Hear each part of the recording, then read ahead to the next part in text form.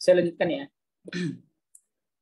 Nah, di sini saya kembali ya, saya scan dulu verbnya yang mana. Verbnya sudah ketemu, appoints, lalu subjeknya adalah the president. Lalu situ ada koma.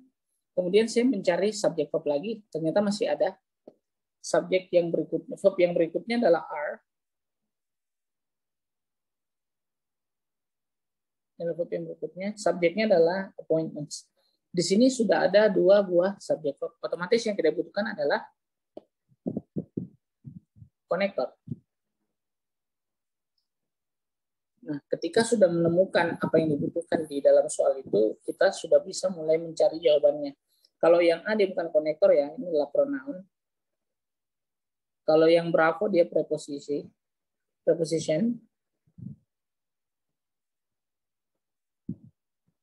Kalau yang C adalah konektor. Yang delta juga konektor. Nah, sekarang apa yang membedakan konektor yang C dan yang D ini, because dan but? Kita kembali ke rumus yang tadi.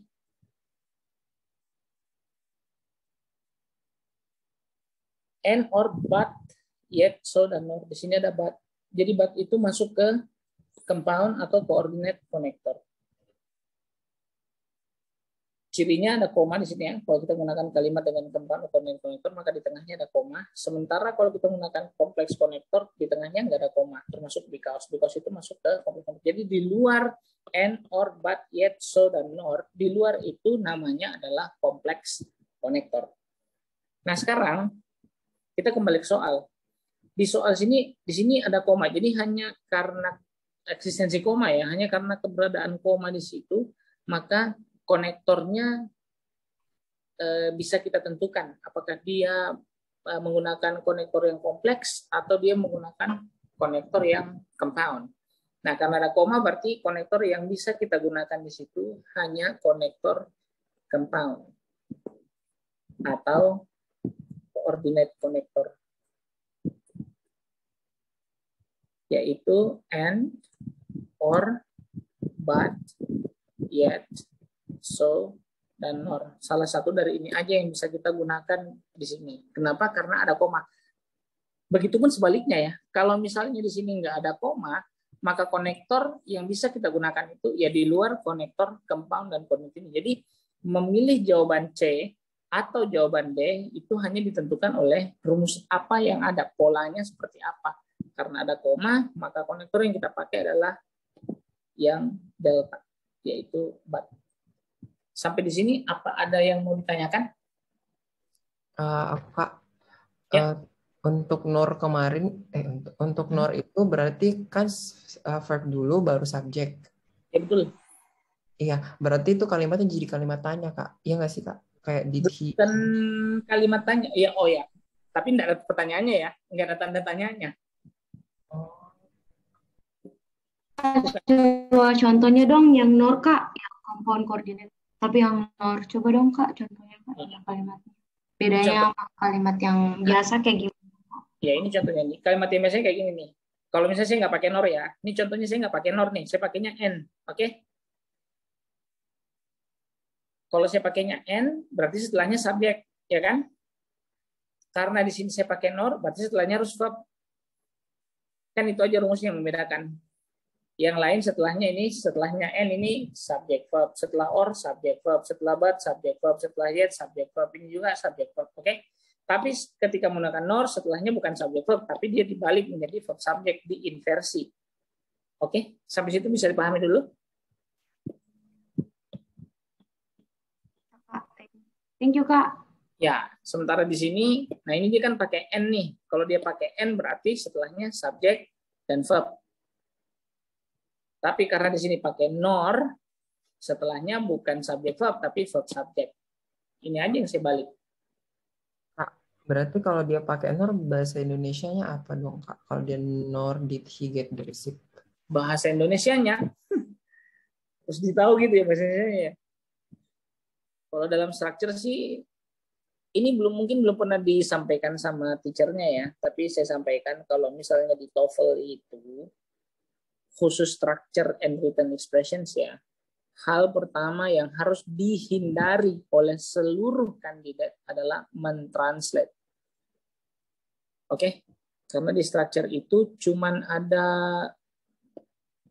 37 detik. Di structure itu kan ada 25 menit tuh, 25 menit waktu yang disediakan untuk menjawab 40 pertanyaan. 40 questions. Artinya, satu soal itu cuma membutuhkan waktu 37 detik saja. Satu soal hanya butuh waktu 37 detik. Jadi kalau kita misalnya mau mentranslate soal itu sangat tidak recommended ya, sangat tidak disarankan untuk mentranslate soal. Nah, di luar konteks ini kalau misalnya mau tahu artinya apa kalau pakai NOR, saya bilang gini ya. I did not get good marks on my exam, comma, nor did you. Ini saya bingung ini. I did not get good marks on my exam, nor did you. Bisa dilihat? Bisa diartikan? Yang pertanyaan tadi? Halo? Iya Kak, jadi Ya. artinya aku nggak dapet. Ya, saya nggak bagus. Kamu juga kan gitu. Oh. Oke? Oke Kak. Ini kalau artinya ya, cuman kan nggak ada gunanya sebenarnya tahu artinya. Kalau di structure ya, jadi konteksnya ini structure untuk menjawab soal structure TOEFL itu nggak ada gunanya tahu arti sebenarnya. Meaning itu tidak berkontribusi apa-apa untuk menjawab soal, tapi pola atau patternnya. Oke? Jadi polanya. Saya nggak perlu tahu a points itu apa. Yang saya perlu tahu apa a points itu verb atau bukan. Oke? R itu saya nggak perlu tahu artinya apa. Yang saya perlu tahu R itu verb atau bukan. Karena itu yang membantu saya untuk bisa menemukan apa yang dibutuhkan. Titik-titik ini dijawab apa. Karena saya tahu bahwasannya verbnya yang ini, verbnya yang ini. Oke? Kak. Ada yang mau ditanyakan lagi untuk khusus nomor 1, cara menganalisis soal TOEFL dengan karakteristik soal konektor? Silakan kalau misalnya ada yang mau bertanya. Kalau nggak ada, saya lanjutkan. Oke, karena nggak ada, saya lanjutkan di nomor 2. Ada yang bisa membantu saya menganalisis? Analisis, jadi cara menganalisis soal itu tadi yang dicari apa dulu? Verb. Verb dulu. Oke, untuk nomor 2 ada verbnya atau nggak ada? Ada. Ada. Oke, yang mana? Yang mana verbnya? Where. Were. Berarti kalau sudah ketemu verb, subjeknya gampang kan? Yang mana subjeknya? The prisoner. Pertanyaan saya, masih ada verb lagi? Silakan.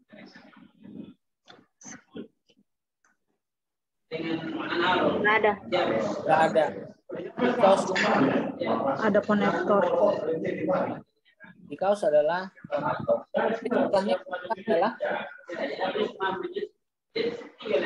taruh ada yang rusuh ya. Taruh. Ada kerusuhan. Ya oke. Berarti yang kita butuhkan setelahnya adalah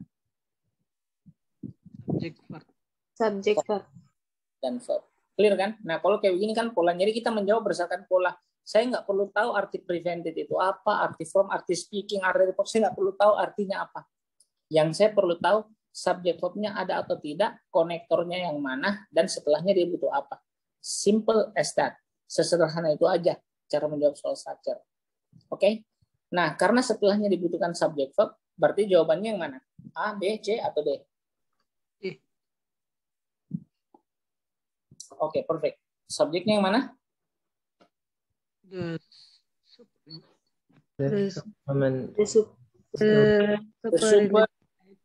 The superintendent. Verbnya adalah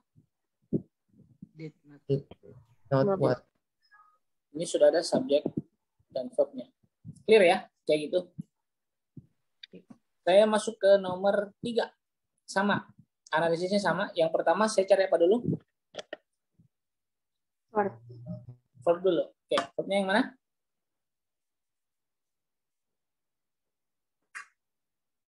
Berhadiah umroh nih.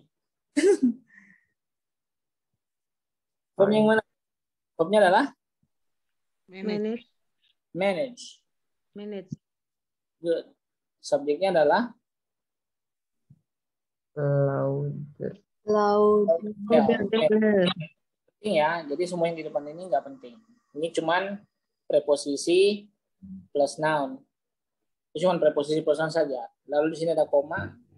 Ya udah, itu kita coret saja karena dia bukan subjek verb. Jadi kita coret saja. Subjek verbnya sudah ada, Lauderdale. Verbnya adalah manage. Masih ada verb lagi? Apakah masih ada verb?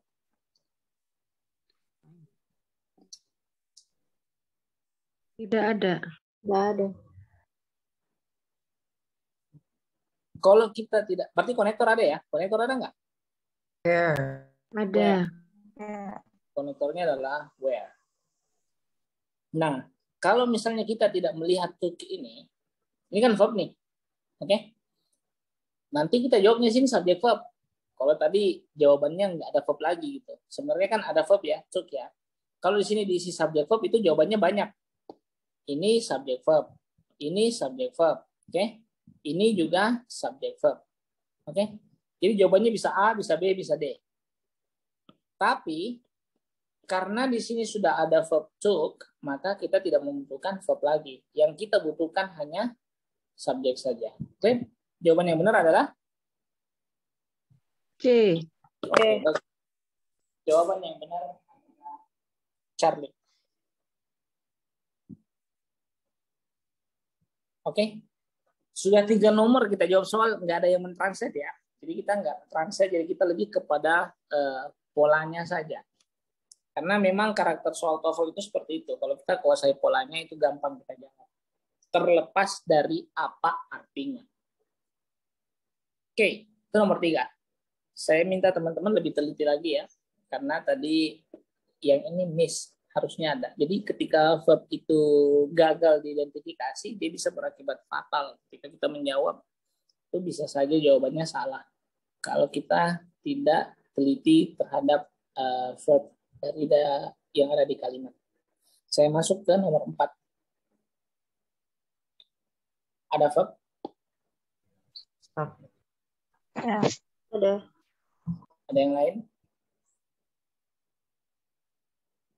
Vegan. Vegan. Oke. Ini juga ada have semua ya di bawah ya. Lihat ya. Semua ada have di bawah. Tapi di sini semuanya have sub. Ini adalah satu kesatuan verb ya.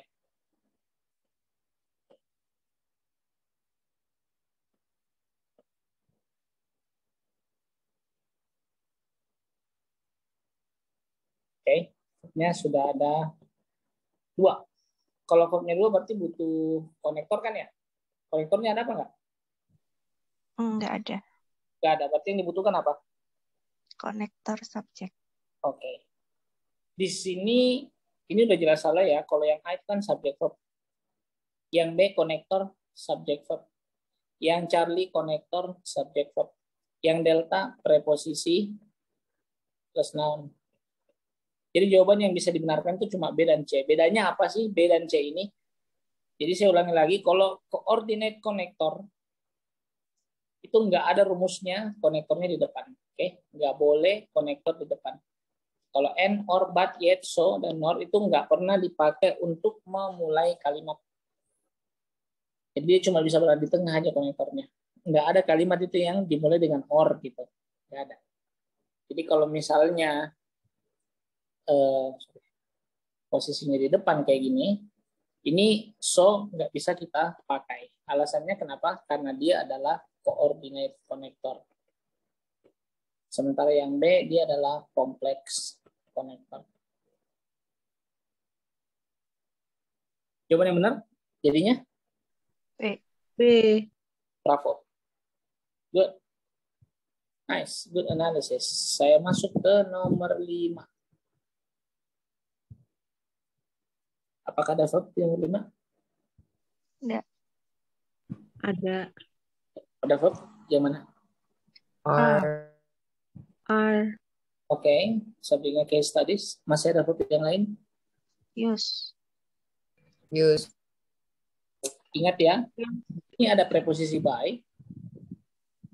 Berarti use di sini adalah participle ya. Dia adalah verb bentuk ketiga. Verb bentuk ketiga itu bukan verb. Oke. Dalam kalimat pasif, verb bentuk ketiga itu bukan verb. Participle itu bukan verb. Jadi kalau dimanapun teman-teman menemukan verb ing atau menemukan verb 3, dia bukan verb. Oke.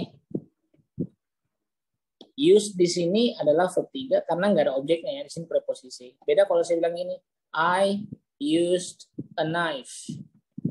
Nah, di sini use-nya menjadi verb. Kenapa? Karena setelahnya adalah objek. Sementara kalau saya bilang gini, a knife